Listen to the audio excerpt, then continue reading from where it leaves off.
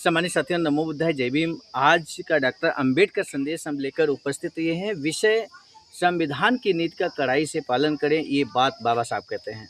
इसी विषय को लेकर आज हम उपस्थित हुए हैं। अंबेडकर संदेश को लेकर आज का अंबेडकर संदेश जब हम प्रस्तुत कर रहे हैं, हमारे साथ में है आगरा के जिला संयुक्त सचिव परम आदरणीय अनुराग गौतम जी, और साथ ही साथ आप ब्लॉक अध्यक्ष भी हैं आवाजका में, ब्लॉक सैया में। तो आज आपकी उपस्थिति में, गरिमामय उपस्थिति में डॉक्टर अंबेडकर संदेश हम शुरू कर रहे हैं। आज का डॉक्टर अंबेडकर संदेश बेहद खास होने वाला है, क्योंकि संविधान को लेकर है। जैसा कि आपने महसूस किया होगा, इस बार जो इलेक्शन हुआ वो संविधान के मुद्दे को लेकर हुआ, आरक्षण के मुद्दे को लेकर हुआ। तो क्यों नहीं संविधान की नीति का कड़ाई से पालन करें, ये बात बाबा साहब कहते हैं। यानी कि संविधान पर पूरा फोकस होने वाला आज का डॉक्टर अंबेडकर संदेश।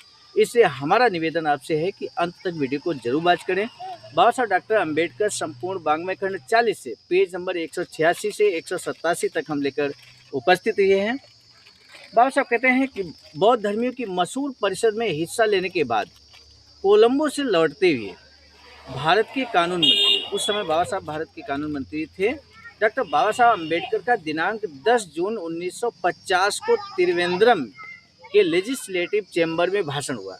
चैम्बर के बड़े हॉल में सरकारी अधिकारी, सामाजिक कार्यकर्ता और अस्पृश्य बांधवों भगिनियों की बड़ी भीड़ थी।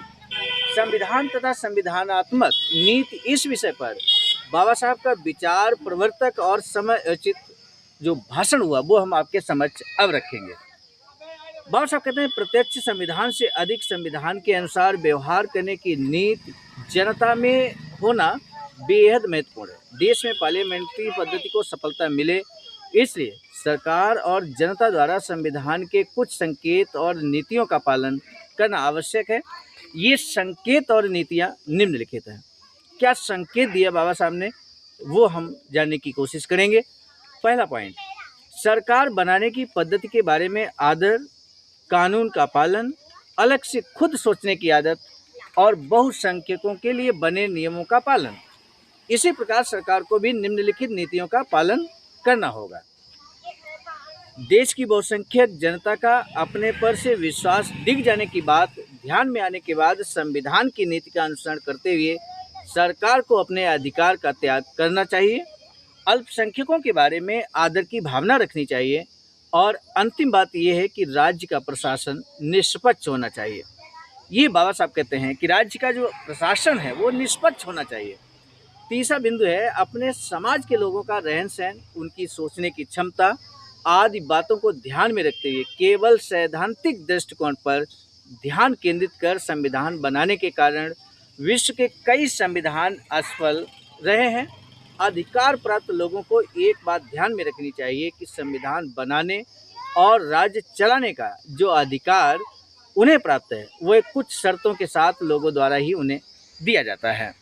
सरकार अच्छा काम करेगी ये सोचकर ही ये अधिकार दिए जाते हैं। वे अगर इस शर्त को पूरा नहीं कर सकते तो सरकार को अपने अधिकार सूत्र छोड़ देने चाहिए। बाबा साहब कहते हैं, अल्पसंख्यकों के बारे में आदर, सरकार अल्पसंख्यकों का आदर करे, अल्पसंख्यकों को अपने विचार रखने का मौका मिलना चाहिए। सामान्य साथियों, हम यहाँ पर बता दें, अल्पसंख्यक शब्द का जो बार बार बाबा साहब यूज कर रहे हैं वो खासकर अस्पृश्यों के मामले में है। यानी कि अस्पृश्य उस समय अल्पसंख्यक की भूमिका में थे। बाबा साहब कहते हैं, उसी तरह प्रशासन का निष्पक्ष होना जरूरी है। ब्रिटिश जनता किसी भी राजनीतिक पार्टी की योग्यता का मूल्यांकन उसके गुणों से करती है, इसीलिए और कोई पार्टी सत्ता में आती है तो उसे खुश रखना होगा, जैसी स्थितियां वहां आती ही नहीं है। उदाहरणों से पता चलता है कि भारत में महत्वपूर्ण पदों पर बैठी पार्टियां कुछ लोगों को खास सहूलियतें देती हैं।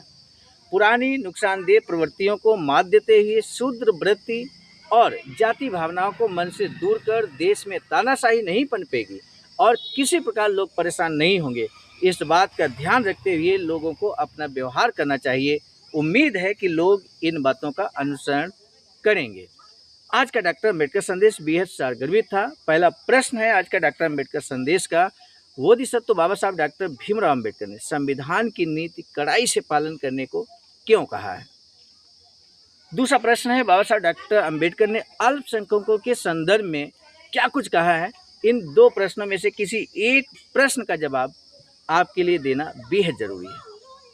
आज का डॉक्टर अम्बेडकर संदेश कैसा लगा ये भी बताइएगा कमेंट सेक्शन में, और हमें आपके आंसर का बेसब्री से इंतजार रहेगा। अब हम आज के डॉक्टर अम्बेडकर संदेश को समाप्त करने से पहले बता दें, आज का डॉक्टर अम्बेडकर संदेश हम लेकर उपस्थित हुए थे मिशन नायक बुद्ध मित्र मुसाफिर सर, राष्ट्रीय अध्यक्ष चाबाजका नई दिल्ली की प्रेरणा में, और साथ ही साथ संकलनकर्ता ग्रुप में परम आदरणीय विजय कुमार बौद्ध जी, प्रांतीय कोषाध्यक्ष चाबाजका बिहार, प्रस्तुतकर्ता ग्रुप में मैं स्वयं सर्वजीत आर्या, राष्ट्रीय मीडिया प्रभारी IIT सेल आवाजका नई दिल्ली। मिलेंगे नए डॉक्टर अम्बेडकर संदेश में, तब तक दीजिए इजाजत। आप सभी को सादर नमो बुद्धाय, जय भीम।